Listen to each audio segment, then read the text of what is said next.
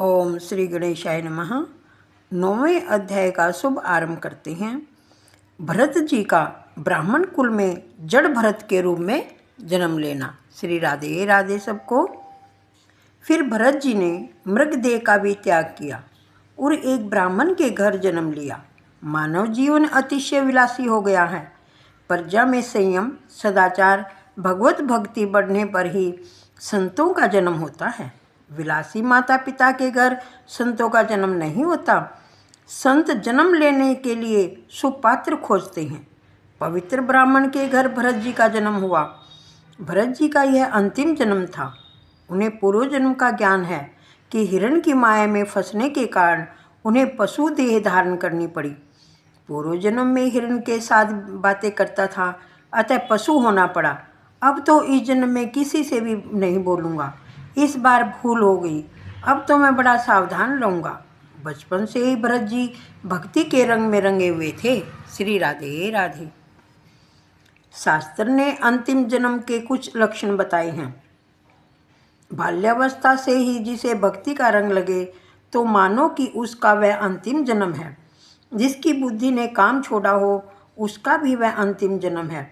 जब तक बुद्धि में काम है तब तक मान लो उसे अभी जन्म लेने बाकी हैं।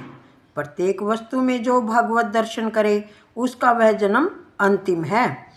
जहाँ भी दृष्टि जाए वहाँ किसी को भगवान की दृष्टि गोचर हो उसके लिए वह जन्म अंतिम है।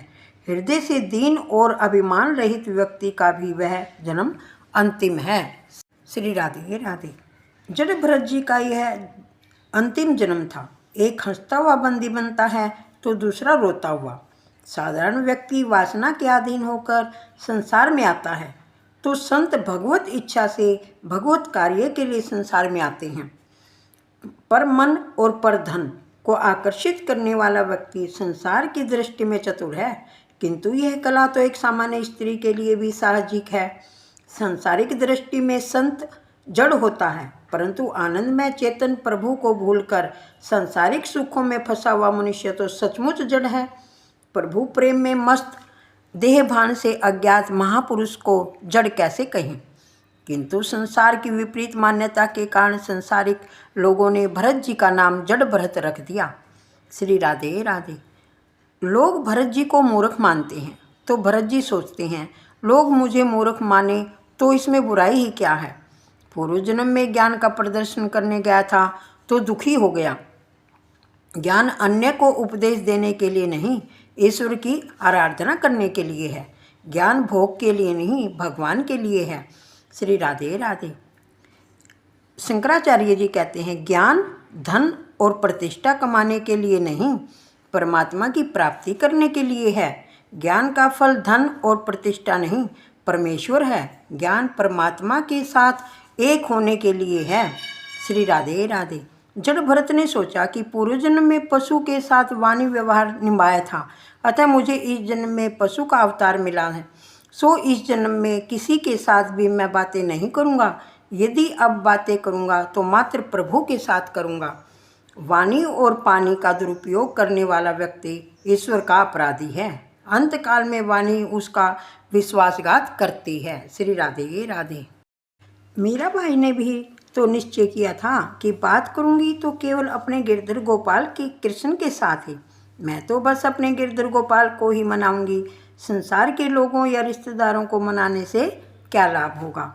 जड़ भरत किसी से भी बोलते नहीं थे। अति बोलने से स्नेह उत्पन्न होता है। वैसे तो इस सृष्टि में ईश्वर ने एक एक काम के लिए दो दो इंद्रियां दी हैं।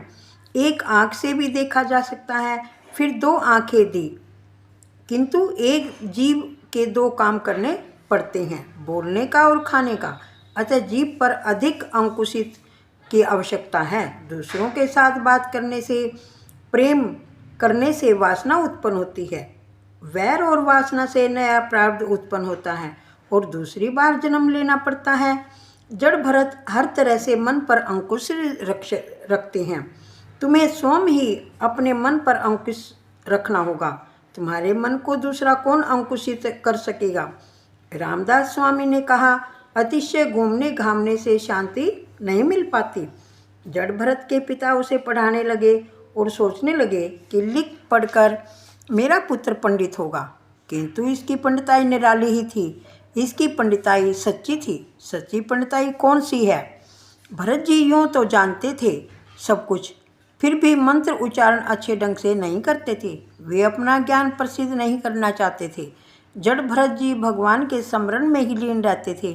ज्ञान और भक्ति के परिपक्व होने पर ही जीव संसार वृक्ष से उसी तरह अलग हो सकता है जिस प्रकार परिपक्व होने पर फल अपने आप वृक्ष से अलग होकर गिर पड़ता है। माता पिता ने शरीर का त्याग किया तो जड़ भरत जी पागल की भांति घूमने लगे। पागल से लगते तो थे, किंतु वे अक्षण भर के लिए श्री कृष्ण को भूलते नहीं थे। श्री राधे राधे। जड़ भरत जी ने बताया कि भोजन किस प्रकार किया जाए। स्वाद की अपेक्षा के बिना केवल शरीर के पोषण के हेतु ही भोजन करना चाहिए। जड़ भरत के भाई उन्हें पिसे हुए तिल, धान्य का कूड़ा, सड़े हुए उड़द आदि खाने के लिए देते थे। उन वस्तुओं को भी अमृत तुल्य मानकर वे खा लेते थे। किस प्रकार चला जाए वह भी जड़ भरत जी ने बताया। किसी भी जीव की हिंसा न हो पाए ऐसा सोचकर वे रास्ता देखकर चलते थे। धरती पर दृष्टि रखते हुए चलना चाहिए। हरदम सोचो कहीं मुझसे कोई जीव की हिंसा न हो जाए। भरत जी औरों के काम भी करते थे। भाइयों ने उन्हें खेत के चारों ओर मेड़ बनाने के लिए कहा। भरत जी ने सोचा कि मैं आज यह काम करूंगा तो मुझे दूसरा काम सौंपेंगे। अतः उन्होंने मेड़ बांधने की जगह गड्ढा बना दिया। एक दिन भाई ने खेत की देखभाल करने के लिए कहा तो भरत जी ने गायों को खेत में चरने के लिए छोड़ दिया। भरत जी गायों को रोकते नहीं थे। वे कहते थे, खाने वाला राम खिलाने वाला राम, तो रोकने वाले का क्या काम। श्री राधे राधे। जगत के समक्ष मानो वे नाटक कर रहे हैं। वे पागल हैं। ज्ञानी पुरुषों के ध्यान में लोक संग्रह बाधा रूप है। सांसारिक व्यवहार की कहीं माया न लग जाए, इस हेतु वे परमात्मा नारायण की आराधना करते हुए एक दिन खेत में ही बैठे हुए थे। एक भील राजा ने संतान थे। उन्होंने मनौती मानी थी कि संतान होगी तो मैं भद्रकाली को नरबलि की भेंट चढ़ाऊंगा। पुत्र का जन्म हुआ। राजा ने आज्ञा दी, किसी नर को लेके आओ। राजसेवकों ने जड़ भरत को उस खेत में देखा तो उन्होंने सोचा, यह अच्छा तगड़ा आदमी है, इसे ही हम पकड़ कर ले जाएं। संसार के लोगों की दृष्टि में संत पागल हैं। संतों की दृष्टि में संसार सुख में फंसे हुए लोग पागल हैं। श्री राधे राधे। उन भील राजसेवकों ने भी भरत को पागल मान लिया। वे उन्हें पकड़कर भद्रकाली के मंदिर में ले आए। माता जी को बलिदान दो, किंतु किसी जीव का नहीं। काम क्रोध लोभ आदि दुर्गुण ही पशु हैं, उन्हीं का बलिदान दो। देवी भागवत में यही अर्थ बताया गया है बलिदान का। भरत जी को स्नान कराया गया, पुष्प माला पहनाई गई, भोजन के अच्छे पकवान दिए गए। भोजन करना पाप नहीं, किंतु स्वाद लेकर भोजन करना पाप है। भोजन साधन है, भजन साध्य है। भरत जी भोजन करते थे, किंतु उनका भोजन भजन के लिए था। भील सोचते हैं कि 2 घंटे बाद तो इसे मरना है, फिर भी बड़े आराम से भोजन कर रहा है। इसके बाद भरत जी को मंदिर में ले जाया गया। श्री राधे राधे। संत की परीक्षा उनकी मनोवृत्ति के आधार पर हो सकती है, दाढ़ी जटा से नहीं। जड़ भरत जी ने माता जी को मन ही मन प्रणाम किया और सिर नवाकर शांत चित्त से बैठ गए। भील राजा ने भद्रकाली की प्रार्थना की और वह तलवार लेकर बलिदान देने के लिए तैयार हो गया। सबके प्रति समभाव सिद्ध रखने वाले भरत को देखकर माता जी का हृदय भर आया। उनसे यह हिंसा देखी न गई। भद्रकाली मूर्ति तोड़कर प्रकट हुई और भील राजा की तलवार लेकर उसी का मस्तक काट दिया। मस्तक की गेंद बनाकर खेलने लगी।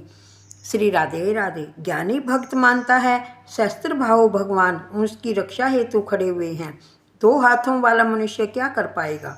ज्ञानी भक्त माता जी को बहुत प्यारे होते हैं। ज्ञानी पुरुष अपने मन को एक क्षण के लिए भी ईश्वर से अलग नहीं होने देता। उसकी दृष्टि ब्रह्ममय हो जाती है। 9वां अध्याय संपूर्ण हुआ। श्री राधे राधे सबको।